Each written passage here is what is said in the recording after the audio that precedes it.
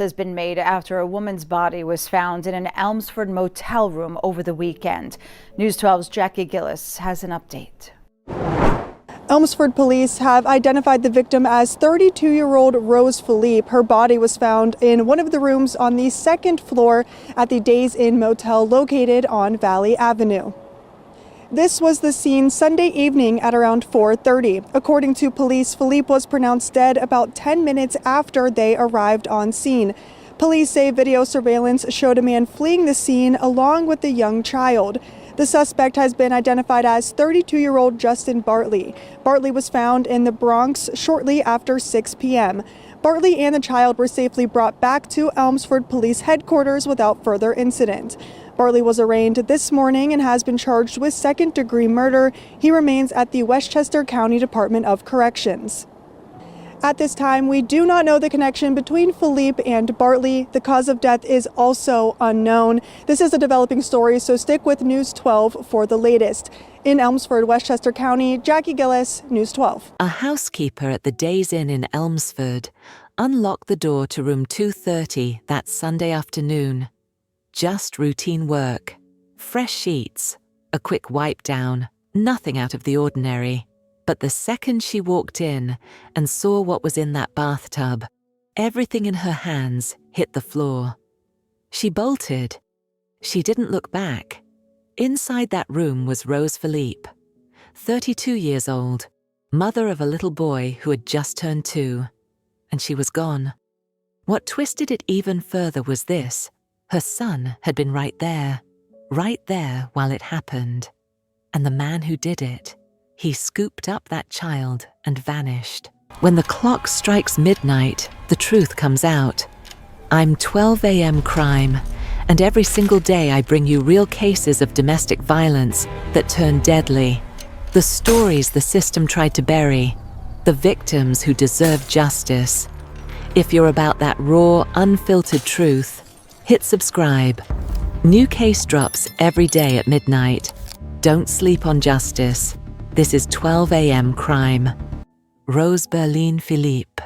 Rose, to everyone who loved her, she was the kind of woman who showed up every time for her people, for her job, for her baby. Haitian-American. Westchester, born and raised. She grew up wrapped in a tight family circle. She wasn't chasing fame. She wasn't chasing flash. She wanted steady ground, something she could build, something she could trust. She finished Monroe College, then worked as an office assistant at White Plains Hospital. Not glamorous, not fancy, but it was hers. Her co-workers remembered her as dependable, warm, the kind of person who'd check on you when you didn't seem right. She punched in, handled her work, and went home to her little boy. That was Rose. A mother doing everything she could for her child. But let me tell you something. Doing right by your child gets a whole lot harder when the father of that child is Justin Bartley. Justin Bartley, 32, same age as Rose. They met as teenagers. You know how those high school relationships go, young love, thinking you'll last forever, making plans that sound good at 17, but fall apart the moment adulthood hits. For Rose and Justin, those plans didn't age well. They spoiled, fast. By the time their son was born in 2023, Rose didn't see Justin the way she did in high school. She saw danger. She saw a man she needed distance from. Her sister Yuvena said it plainly. Rose was increasingly afraid of Justin after the baby. The control, the anger, the way he'd erupt over nothing. And this wasn't some new behavior. Their relationship had always been rough. Justin always pushing, always trying to run every part of Rose's life. And here's the thing. Justin wasn't just dealing with one home, not even close. He had another child with another woman, another baby mama, another storyline, more chaos. He was bouncing between lives like it was normal, and none of those lives were calm. Rose tried to make the relationship work. A lot of women do. You tell yourself he'll get better. You tell yourself once the baby comes, he'll settle. You tell yourself you can manage him, calm him, keep everything quiet if you just do things right. But that's the lie, isn't it? You can't manage a man committed to violence. You can't love someone into being safe. Rose's family knew what was happening. They knew Justin was a threat. They knew Rose was scared. And on November 1st, they finally did what many families wish they'd done weeks, months, years earlier. They confronted him. They told him to leave. They kicked him out of the apartment Rose shared with her son. It was supposed to be her fresh start, her breakaway moment. Rose wasn't going back. She wasn't letting him near that child alone. She was finished. But here's the truth nobody says out loud. Leaving an abusive man is the most dangerous moment of all. That's when he feels power slipping. That's when fear turns into fury. That's when he starts plotting. After that blow-up, Rose didn't feel safe returning home. Even with Justin out, she didn't trust he'd stay out. So she grabbed her toddler, shoved what she could into a bag, and checked into the Days Inn on Valley Avenue. Just for now. Just until things calmed down. Just until she could figure out what came next. Room 230, second floor. And for a moment, it must have felt like relief. A locked door. A temporary haven. A breath she hadn't had in a long time. A locked door.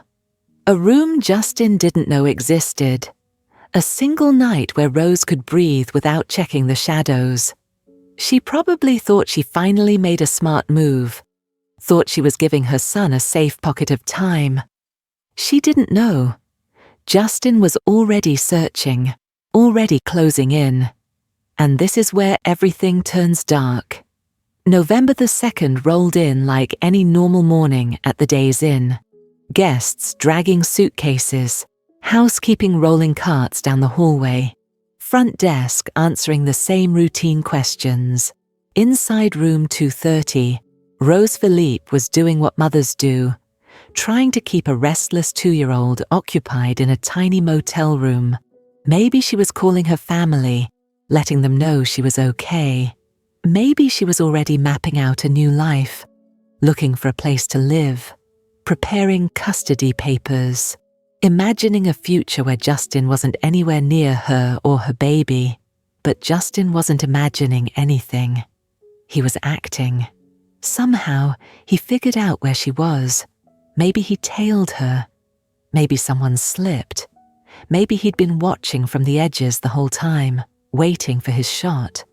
Whatever the route, he showed up at that motel. And when he reached room 230, he didn't come to talk. He didn't come to apologize. He came to make sure Rose never walked away from him again. What happened in that room? It lasted for hours. Not minutes. Hours. Sit with that. Think about how long that is. How many times she must have begged him to stop. How many times she tried to shield herself. How many times she tried to get away. Tried to protect her baby, who stood there watching his father kill his mother. A 2-year-old can't grasp death. He just sees mommy on the floor. He sees daddy furious. He feels something is terribly, impossibly wrong. That child watched as Justin beat Rose for hours. Punches, kicks, a storm of violence that didn't quit until he'd destroyed everything she had left. And when he was done, Rose Philippe lay still, 32 years old, a future stripped away, a son who needed her, a family who adored her, gone. And Justin? He stared at what he'd done, looked at his son and made his choice. He picked up that baby and walked out of room 230 like none of it happened. Rose stayed behind, her body left in the bathtub. That's where staff found her later that evening, left there like she didn't matter, like she wasn't a daughter, a sister, a mother, a friend, like she hadn't spent years trying to escape the man who finally cornered her in the place she thought was safe. The Days Inn cameras caught Justin leaving, him and the little boy walking out together. The timestamp lined up almost exactly with the moments Rose was taking her final breaths. He held his son, the same child who had just seen him commit murder, and Justin went straight to the Bronx, to the home of his other baby mama, as if he could just slide into his alternate life and pretend the first one wasn't on fire. Make it make sense. At 4:30 p.m. on November the 2nd, the cleaning staff opened the door to room 230. 10 minutes later, Rose Philippe was officially pronounced dead. Elmsford police moved fast. They had a body. They had camera footage. They had a suspect running with a toddler. Every second mattered. The surveillance clip told them everything. Justin Bartley, carrying a small child, leaving fast. Police blasted out an alert. They traced him to the Bronx, to the address of his other child's mother. That's where he thought he'd be safe, where he thought he'd disappear. He was wrong. A little after 6 p.m., less than 2 hours after Rose was found, police located Justin Bartley. The 2-year-old was with him, physically unharmed, though what that child will carry in his mind is another story entirely. Officers brought both of them back to the Elmsford police headquarters. The boy was safe. Justin was in cuffs. But Rose was still dead. Detectives questioned him. They asked what happened in that motel room. They asked why she was dead, why he ran. And you know what this man said? He claimed it was mutual. He admitted to punching and kicking, but insisted he was hitting the wall, not Rose. And he swore that Rose was alive when he left that room with their son. Alive. In a bathtub. With injuries so severe she would be dead 10 minutes after being found. Oh, so now we're supposed to swallow the idea that she just dropped dead the moment you walked out, after hours of you being in that room, after whatever the neighbors may have heard but didn't understand, after you scooped up your child and bolted to a whole other borough. Come on. The evidence wasn't leaning your way, Justin. The medical examiner would determine the truth, and it sure wasn't going to match your story about punching walls. Rose had been beaten, viciously. A beating that takes time. A beating that shows purpose. A beating carried out by a man who decided his ex wasn't allowed to leave him. Justin Bartley was arrested and hit with second-degree murder. No bail. Hauled straight to the Westchester County Department of Corrections, where he's been sitting ever since, waiting for his day in court. Their little boy was placed with Rose's family, the same family who tried to shield her the day before she died. They got the baby back, but they lost Rose. Her sister Ivana saw this coming. Rose told her she was scared, told her Justin was getting worse, told her she was trying to get away. Rose did everything people say you should do. She walked out after the confrontation. She took her son somewhere she thought was safe. She didn't go back to the apartment. She didn't give Justin another chance. She left. And he still found her. He still killed her. He still made sure she'd never leave him again. That's the part about domestic violence people don't talk about enough. You can do everything right and still end up dead. You can run. You can call your family. You can vanish. And the man who's been terrorizing you can still come after you. Because for men like Justin Bartley, it isn't love. It's control. If he couldn't control Rose alive, he'd make damn sure she didn't get to live free without him. Rose Philippe's family launched a GoFundMe called Support Rose Berlin, Philippe's funeral and child's future.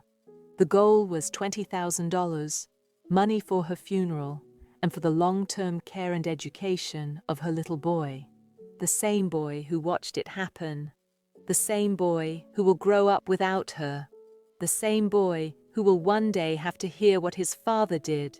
Rose's co-workers at White Plains Hospital mourned her.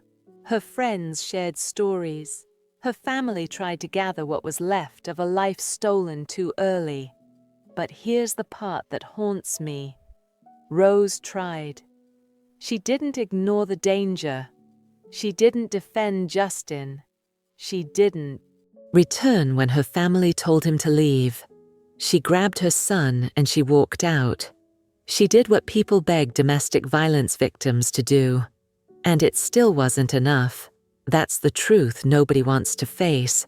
Leaving doesn't guarantee safety. Getting your loved ones involved doesn't guarantee protection. Even checking into a motel, believing he won't find you, doesn't guarantee you'll survive. None of it guarantees survival, because men like Justin Bartley don't let go. They don't accept the ending. They would rather see you dead than watch you walk away free. Rose Philippe should still be here. She should be raising her little boy. She should be clocking in at White Plains Hospital. She should be living the steady, peaceful life she fought so hard to build. Instead, she's another number. Another black woman killed by an intimate partner. Another mother who died trying to protect her child. Another name on a list that keeps getting longer, filled with women who did everything right and still didn't make it out alive. If you're listening and you recognize any part of yourself in Rose's story, if you're scared of someone you once trusted, if you're planning your exit, if you're asking yourself whether it's worth it to leave, please hear me. It is worth it to leave. But leaving on its own isn't always enough. You need a plan. You need people who know where you're going. You need support that can help you vanish in ways that make it harder for him to find you.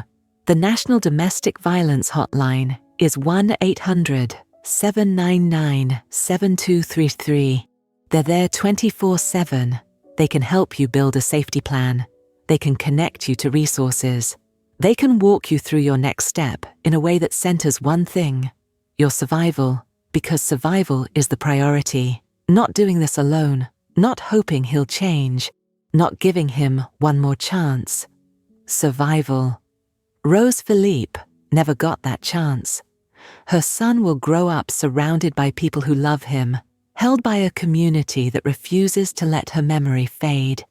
But he'll never hear her voice again. He'll never feel her arms around him. He'll never know the woman she was becoming, the future she was trying to build for both of them. Justin Bartley stole all of that in a motel room over the span of a few hours. And for what? Because she dared to leave. Because she dared to put herself and her son first. Because she dared to believe she deserved better. She did deserve better. Every woman in Rose's situation deserves better. And until we treat domestic violence like the life or death crisis it is, until we believe women when they say they're scared, until we act before they end up dead in bathtubs or cars or their own homes, we're going to keep losing them. Rose Philippe was 32. She was a daughter, a sister, a mother, a friend, a co-worker. She was a woman who wanted peace. She was a woman trying to save herself. And she became another woman who didn't survive the man who claimed to love her. Rest in peace, Rose. Your son is safe. Your family is fighting for him. And your story, no matter how painful, might save someone else's life. That's the most we can hope for now. This is 12 a.m. Crimes, where we tell the stories that need to be told. Stories where love turns lethal. Stories of women trying to survive. Stories that remind us why we can't stay quiet about domestic violence. If this story moved you, hit that subscribe button, share it with someone who needs to hear it. And if you or someone you know is in danger, don't wait. Call the National Domestic Violence Hotline at 1-800-799-7233. Rose Philippe's voice was silenced, but yours doesn't have to be. Until next time, stay safe, stay aware, and keep speaking up.